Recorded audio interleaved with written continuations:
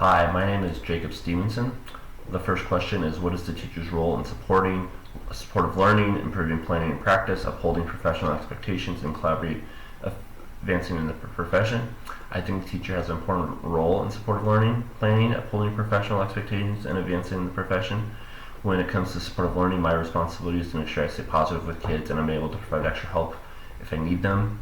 When they're upset at themselves for not understanding material, I need to make sure I keep a positive relationship with them. I need to make sure they're positive with themselves and there's a positive environment, because I know that just in anything, if you're down on yourself and other people are down on you, then you're going to struggle. So I need to make sure that they are being kind to themselves.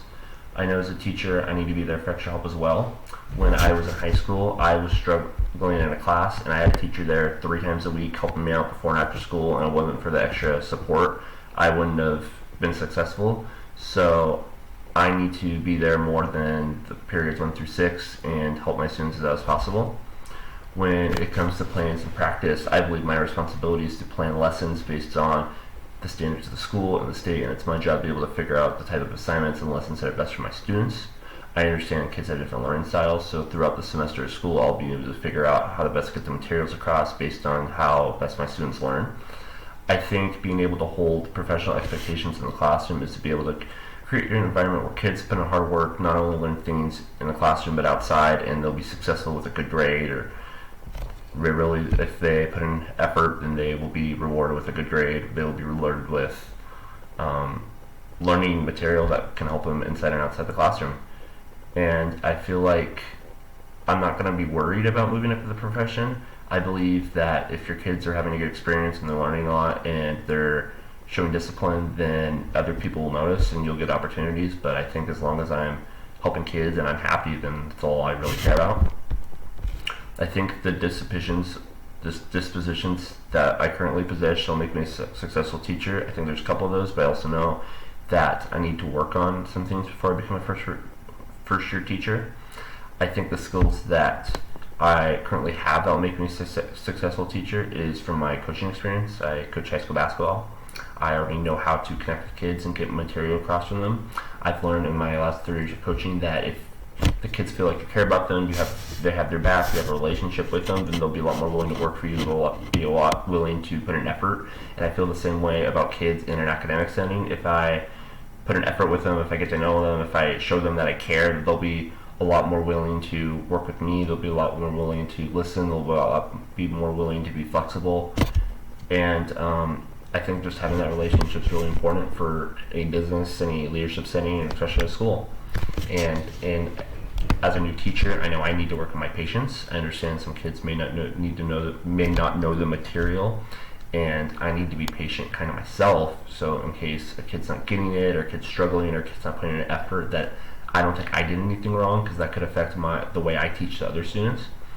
And I also need to be able to improve the way I teach kids visually, because I know with basketball I mainly teach verbal communication skills, but I know that visually I'm going to have to draw things, I'm going to have to write things down, and I need to improve my handwriting, I need to improve just the way I communicate that way, because there's going to be some students that's the best way for them to learn, and as a teacher I need to be prepared for that. I think biases in learning could have a big effect on the profession, and biases should be taken into perspective, but they should be ignored as much as possible. I believe that biases could be taken into effect when it comes to disciplining certain students. Each person, you have your favorite friends, you have your favorite cousins or whatever, so teachers are going to have their favorite students, and I think it could potentially be hard if two kids do something similar to discipline them the same. Maybe biases can get in effect and you treat each student a little bit differently, but I think the responsibility as a teacher, as an educator, as an adult, is to discipline them the same. And I also think part of it, biases can do when you teach about history, government, politics. I remember learning about the 2016 election and learning about each candidate, and our teacher wouldn't tell us who she was voting for because she didn't want to influence us at all. And I think it's really hard, but also really important to teach those issues, especially like what's going on in the government, just facts and just straight up, because you don't want kids to take your opinion and run with it. You need to teach them just honestly what's going on and let them form their opinion for themselves. And I think that's a really That's a big reason why we're learning about secondary sources and the importance of sources, is because you want to know the truth, you want to know facts, you want to know straight up what's going on, and you don't want to be influenced one way. And as a future educator, it's very important to teach your kids and teach other people just the right type of information. And reflecting on my own personal dispositions related to education, I can uphold academic and professional integrity as a teacher by making sure I teach kids not only the right thing to do in the classroom, but outside the classroom. Character is doing the right thing when no one's watching, and I know that as a basketball coach and as a future teacher, I need to develop character, I need to develop what's right and wrong, I need to develop hard work, I need to develop honesty, I need to develop respect, and I believe that in a classroom setting is the best way to do it.